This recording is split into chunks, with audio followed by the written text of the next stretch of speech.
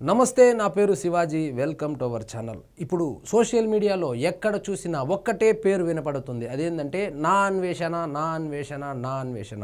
ఒక తెలుగు వ్యక్తి, ఒక తెలుగు కుర్రాడు ప్రపంచ దేశాలు మొత్తం తిరిగి ఆ అందచందాలను, అంటే ఎవ్వరూ వెళ్ళనిటువంటి ప్రదేశాలకు కూడా అతను వెళ్ళి అక్కడ ఉన్నటువంటి ఆ అందచందాలను కావచ్చు, లేదా అపురూప ఘట్టాలను కావచ్చు, ఆయన కెమెరాలో బంధించి ఆయన యూట్యూబ్ ఛానల్లో పెడితే అక్కడికి మనం వెళ్ళలేము కాబట్టి దాన్ని చూసి తరించే వాళ్ళు, ఎవ్వరూ వెళ్ళనటువంటి చోట్లకు వెళ్తున్నాడు, సాహస యాత్రలు చేస్తున్నాడు మన తెలుగు వాడని చెప్పి ఒక వ్యక్తిని ఎంకరేజ్ చేసి, అంటే ఎంకరేజ్ అంటే ఏం డబ్బులేమి ఇవ్వలేదనుకోండి, సబ్స్క్రైబ్ చేసుకొని ఆయన ఎప్పుడు వీడియోలు పెట్టినా బాగా ఎంకరేజ్ చేసి షేర్లు చేసి ఆయన్ని ఒక సెలబ్రిటీని చేస్తే ఆయన ఇప్పుడు వివాదాస్పద వ్యాఖ్యలు చేశాడు.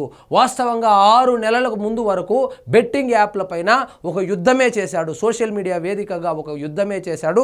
సజ్జనార్ గారితో కూడా మాట్లాడడం కూడా జరిగింది. సో బెట్టింగ్ యాప్స్, ఆ వ్యవహారానికి సంబంధించి బెట్టింగ్ యాప్స్ వలన చాలామంది యువత ప్రాణాలు కోల్పోతున్నారనేటువంటి ఉద్దేశంతో ఆయనకు సపోర్ట్ చేశారు. అతను కూడా చాలా గట్టిగానే పోరాడాడు. ఎవరెవరైతే బెట్టింగ్ యాప్లను ప్రమోట్ చేస్తున్నారో వాళ్ళ వీడియో క్లిప్పింగ్స్ పట్టుకురావడము, అదేవిధంగా ఏ విధంగా డబ్బులు వస్తుంది, ఎంత వస్తుంది, ఈ మొత్తం వ్యవహారాన్ని, ఒక తెలియని ప్రపంచాన్ని, వీళ్లకు ఒక మాయా ప్రపంచాన్ని, ఒక కుట్రపూరిత ప్రపంచాన్ని జనాలకు పరిచయం చేసి వీళ్ళు ఈ విధంగా బెట్టింగ్ ఆడతారు, బెట్టింగ్ యాప్లు ఈ విధంగా ప్రమోట్ చేస్తారు, లింకులు ఇస్తారు, దీన్ని క్లిక్ చేస్తే మీరు నాశనం అయిపోతారు, ఏమంటే ఆ లింక్ క్లిక్ చేసి దాంట్లో డబ్బులు ఏ విధంగా వస్తుంది, మొదటి 2 సార్లు వస్తుంది, తర్వాత ఏ విధంగా పోతుందని చెప్పిందని దాని మీద ఒక ఉద్యమమే చేశాడు, సఫలీకృతమయ్యాడు. ఇప్పుడు ఆల్మోస్ట్ అన్ని బెట్టింగ్ యాప్స్ కూడా బ్యాన్ చేయడం జరిగింది.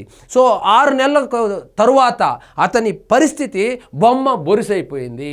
సో యాక్టర్ శివాజీ మాట్లాడినటువంటి మాటలు ఏవైతే ఉన్నాయో, ఆ మాటల్లో 1-2 మాటలు ఏవైతే ఉన్నాయో అవి సభ్య సమాజం తలదించుకునేలాగా ఉన్నప్పటికీను ఆయన దాని తరువాత వచ్చి సారీ కూడా చెప్పడం జరిగింది. నేను ఆ మాటలు మాట్లాడి ఉండకూడదు అని చెప్పిందని. సారీ చెప్పిన తర్వాత కూడా నా అన్వేషణ అనే అతను నోటికొచ్చినట్లు సోషల్ మీడియాలో వీడియోలు చేసి పోస్ట్ చేస్తూ ఒక్కసారిగా మొత్తం, అంటే ఆయన్ని ఇష్టపడే వాళ్ళకు కూడా, అంటే చాలా ఇష్టపడి ప్రతిరోజు వీడియోలు చూసి ఎంకరేజ్ చేసిన వాళ్ళు కూడా అసహించుకునేలాగా తయారయ్యాడు. ఆ భాష ఏంది? సో ఆడవాళ్ళని గౌరవించాలి అంటాడు, లకారంతో తిడతాడు.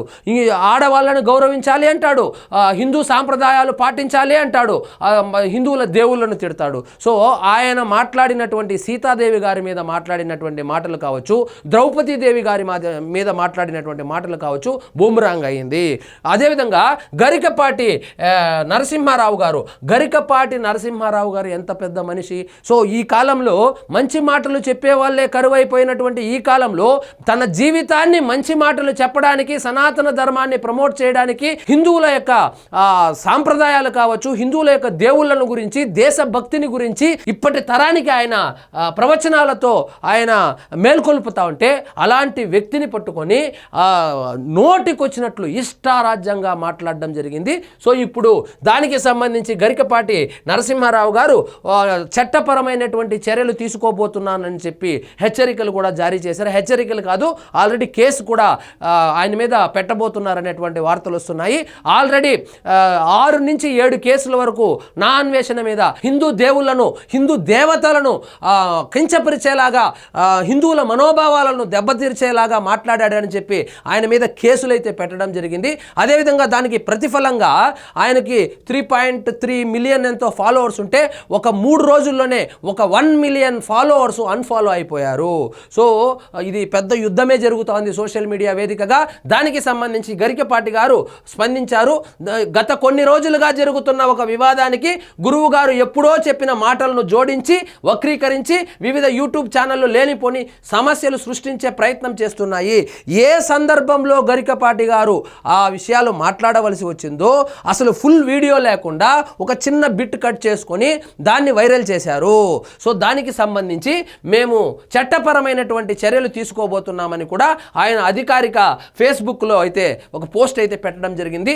ఈ మధ్య కాలంలో వ్యూస్ కోసం గురువు గారి మాటలు, ఫోటోలు ఇష్టానుసారంగా వాడుకోవడం పరిపాటి అయిపోయింది. ఇవి పూర్తిగా అర్ధరహితమైనవి, కవ్వింపు చర్యలు.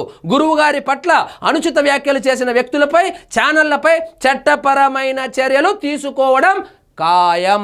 అంటే నా అన్వేషణ మీద గరికపాటి నరసింహారావు గారు చట్టపరమైనటువంటి చర్యలు తీసుకోవడానికి సిద్ధమయ్యారు.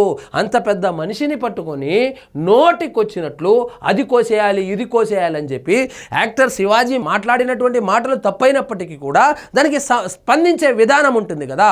మాట్లాడింది శివాజీ కదా, మరి వాళ్ళ అమ్మగారు ఏం చేశారు? వాళ్ళ అమ్మగారిని దూషిస్తాడు, దేవుళ్ళను దూషిస్తాడు, పెద్ద మనుషులను దూషిస్తాడు. కాబట్టి మొత్తానికి నా అన్వేషణ పాపం పండింది. ఇప్పుడు బొమ్మ బొరుసయ్యింది. ఆయన మీద కేసు పెట్టడానికి ఆల్రెడీ కేసులు అయితే విశ్వ హిందూ పరిషత్ వాళ్ళు పెట్టడం జరిగింది. గరికపాటి నరసింహారావు గారు కూడా ఇప్పుడు చట్టపరమైనటువంటి చర్యలు తీసుకోవడానికి సిద్ధమైనట్లయితే తెలుస్తూ ఉంది. ఇంతకు ముందు కూడా ఎన్నో ఛానళ్ళు వ్యక్తులపై చర్యలు తీసుకున్నాం. కావున అభిమానులు ఏ సమాచారాన్నైనా 1-2 సార్లు సరిచూసుకోవడం మంచిది.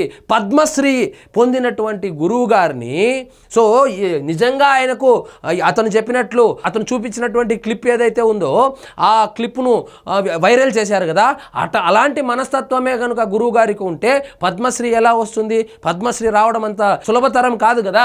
సో నోటికి వచ్చింది ఏదో వాళ్ళకు కావాల్సినటువంటి కంటెంట్ మాత్రమే తీసుకొని దాన్ని వైరల్ చేసుకుంటూ సునకానందాన్ని అయితే పొందారు. ఇప్పుడు దూల తీరిపోయింది. గురువు గారి అధికారిక మాధ్యమాల్లో మాత్రమే ఆయన ప్రసంగాలు వ్యాఖ్యలు వెలువడతాయి.